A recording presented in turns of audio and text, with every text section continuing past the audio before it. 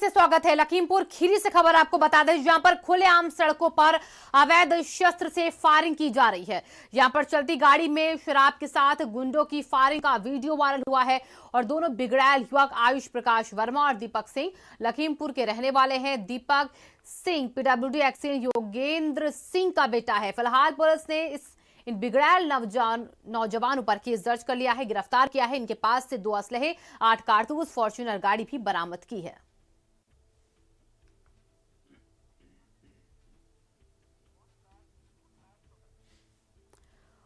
तो लखीमपुर खीरी की खबर, जहां पर फायरिंग का वीडियो देखिए वायरल हुआ है। शराब के साथ यहां पर फायरिंग करते 2 बिगड़ैल नौजवान, जिन्हें यहां पर पुलिस ने पकड़ा और गिरफ्तार कर लिया है। लखीमपुर में बारात जा रही बस ने स्कूटी को टक्कर मार दी है, जिसके बाद हादसे में स्कूटी सवार किशोर की दर्दनाक मौत हो गई। इस हादसे के बाद इलाके में हिंसा फैली है। उग्र भीड़ ने बस में आग लगा दी है। इसकी सूचना के बाद पुलिस मौके पर पहुंची है और भीड़ को वहां से खदेड़ा है। तस्वीर देखिए, आपको दिखा रहे हैं। गुस्साए लोगों ने बस में आग लगाई, भीड़ ने बस को आग के हवाले कर दिया।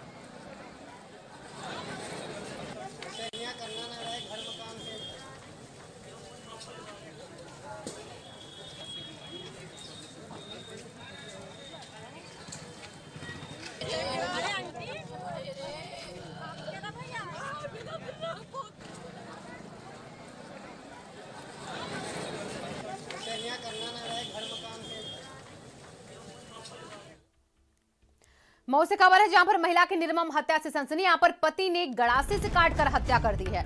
आरोपी पति को पुलिस ने अरेस्ट कर लिया है। महिला की निर्मम हत्या से मऊ में सनसनी है। आरोपी पति पुलिस की हिरासत में, पुलिस ने उसे अरेस्ट किया। अब पति ने गड़ासे से काटकर महिला की हत्या कर दी। पुलिस ने शव पोस्टमार्टम के लिए भेजा। राकेश हमारे सहयोगी जुड़े हुए हैं। राकेश, किस बात पर अपनी पत्नी की हत्या की है? जी, आपको बता दें कि पूरा मामला हल्दरपुर थाना क्षेत्र के मुस्तफाबाद गांव का है, जहां पर कि पति पत्नी का 11 वर्ष पहले शादी हुई थी और दोनों में आपसी रिश्ते मधुर नहीं थे और दोनों के संसर्ग के 2 बच्चे भी पैदा हुए, लेकिन बच्चों के विवाद को लेकर के इन लोगों को हमेशा विवाद बना रहता था।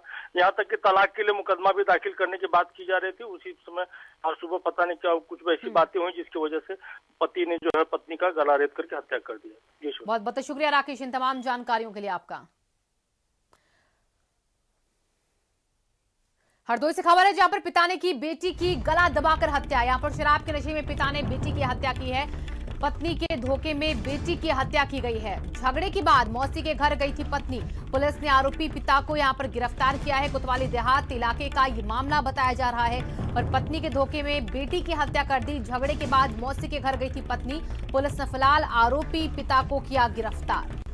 मनोज हमारे सहयोगी बने हुए इसी खबर पर। मनोज, आरोपी पिता पकड़ा जा चुका है, क्या कुछ कबूला उसने? देखिए, हरदोई के कोतवाली देहात इलाके का पूरा मामला है। यहाँ पर एक महिला अपने पति से प्रताड़ित थी, लगातार मारपीट करता था शराबी पति, जिसकी वजह से वो अपनी बेटी और एक बेटे को लेकर के अपने मौसी के यहाँ पहुंची थी। वहां भी वो शराबी पति पहुंचा और शराब के नशे में था, जिसके बाद उसने पत्नी की गला दबा करके हत्या करने का प्रयास किया, लेकिन जब पत्नी नहीं आई तो उसने बेटी की ही हत्या कर दी है। पूरे मामले में पुलिस ने आरोपी को गिरफ्तार कर लिया है और पुलिस पूरे मामले की जाँच की बात कर रही है। बहुत बहुत शुक्रिया मनोज इन तमाम जानकारियों के लिए आपका। लखनऊ से खबर है, जहां पर पारा के रामपुर इलाके में खूनी संघर्ष हुआ है। यहां पर जमीन विवाद में 2 पक्षों में फायरिंग की गई है। पारा के रामपुर इलाके में खूनी संघर्ष, जमीन विवाद में 2 पक्षों में फायरिंग और जमीन विवाद बताया जा रहा है। यहां पर झगड़े की वजह उमेश सुशील नाम के युवकों को यहां पर गोली लगी है। गंभीर हालत में दोनों को ट्रॉमा सेंटर रेफर किया गया। दोनों पक्षों के कई लोग मारपीट में घायल। पारा पुलिस की बड़ी लापरवाही दिखी है। कई बार विवाद हुआ लेकिन कार्रवाई नहीं हुई। तो कई बार विवाद होने के बाद यहां पर कार्रवाई नहीं हुई है और अनूप हमारे सहयोगी बने हुए हैं। अनूप, यहां पर पहले भी बात कही गई थी इस पूरे मामले को लेकर, पुलिस को सूचित किया गया था, लेकिन तब कार्रवाई क्यों नहीं? देखिए, बिल्कुल ये जमीन विवाद जो है आज खूनी संघर्ष में तब्दील हो गया और ये विवाद पहले से ही थाने में था, लेकिन कहीं ना कहीं इस पे जो है पारा जो एसओ है उनकी लापरवाही सामने आई है, जिसके चलते आज जो है 2 पक्ष जो है आपस में भिड़ गए, जिसमें उमेश रावत और सुरेश रावत ये आपस में भिड़े हैं। इनके दोनों पक्षों की तरफ से गोलियां चलाई गई हैं, दोनों को गोली लगी है, जिसके बाद ट्रॉमा सेंटर इनको भेजा गया। इसके अलावा बताया जा रहा है कि महिलाएं और बच्चे भी कुछ घायल हैं, उनको भी जो हॉस्पिटल भेजा गया है। मौके पे आला अधिकारी मौजूद हैं, मामले की जांच का जो है हवाला दे रहे हैं, लेकिन सवाल यही उठता है कि आखिर ये खूनी संघर्ष क्यों हुआ। कहीं ना कहीं जो है स्थानीय पुलिस की लापरवाही रही, जिसके चलते जो है ये वारदात, बड़ी वारदात जो है सामने आई। बहुत बहुत शुक्रिया अनूप इन तमाम जानकारियों के लिए आपका। दो पक्षों में जमकर चले हैं लाठी डंडे। यहाँ पर मारपीट में एक पक्ष से यहाँ पर 4 लोग घायल हो गए हैं। गोंडा की तस्वीरें आपको दिखा रहे हैं। घायलों को जिला अस्पताल भेजा गया है। पुलिस ने एक पक्ष की तहरीर पर मुकदमा लिखा। 4 लोगों के खिलाफ दर्ज किया केस। कोतवाली देहात के हरखापुर का ये मामला है।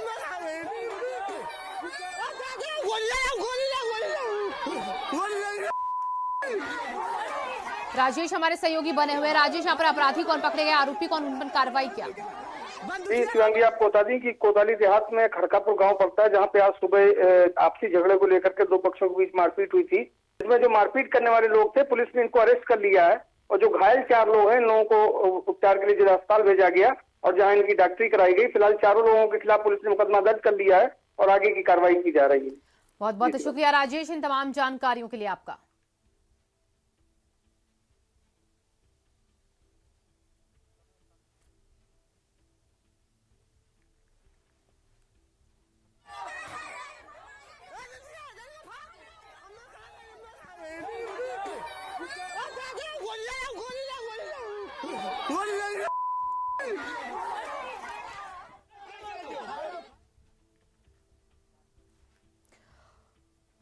उन्नाव में पीटीओ के ड्राइवर की खुली गुंडई का वीडियो वायरल हुआ। यहां पर पीटीओ के ड्राइवर होमगार्ड ने ट्रक चालक के बीच हाईवे जमकर पिटाई की है। ट्रक ड्राइवर गिड़गिड़ाता रहा, होमगार्ड यहां पर थप्पड़ मारता रहा।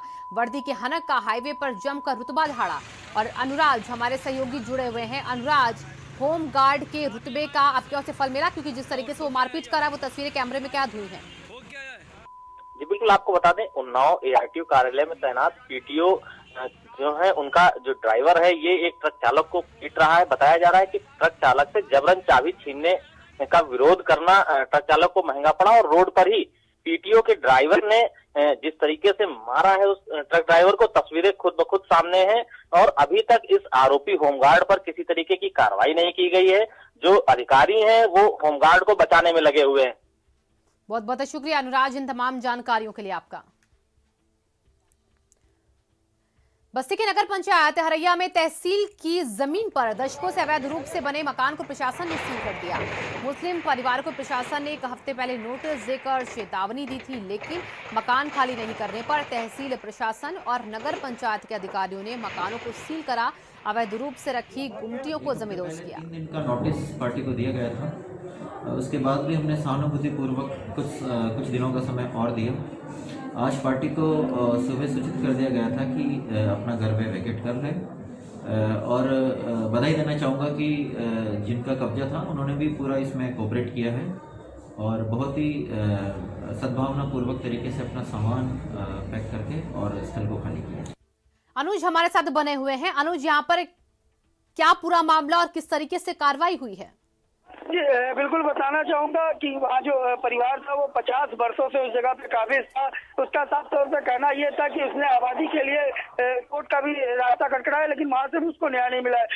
कल ये कार्रवाई की गई और साफ तौर पर देखा गया कि जो परिवार था उसको कहीं किसी योजना का लाभ नहीं मिला। जो आसरा आवास योजना चल रही थी उसका भी लाभ नहीं मिला। आज वह परिवार सड़कों पर रहने को मजबूर है। तो कहीं न कहीं जिला प्रशासन की कार्रवाई के साथ उस परिवार को कहीं न कहीं व्यवस्थित भी करने की जिम्मेदारी होती है। जी शिवांगी, बहुत बहुत शुक्रिया अनुज इन तमाम जानकारियों के लिए आपका। फिलहाल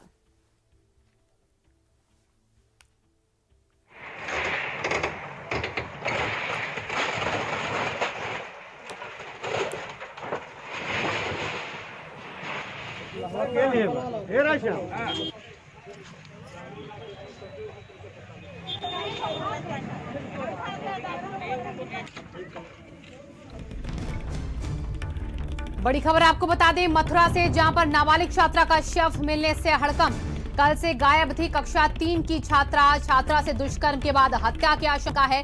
वृंदावन के रुक्मणी विहार के पास का ये मामला बताया जा रहा है, जहां पर कल से गायब बच्ची का शव मिला है। नाबालिग छात्रा का शव मिलने से हड़कंप मथुरा में। और मोहन हमारे सहयोगी बने हुए हैं।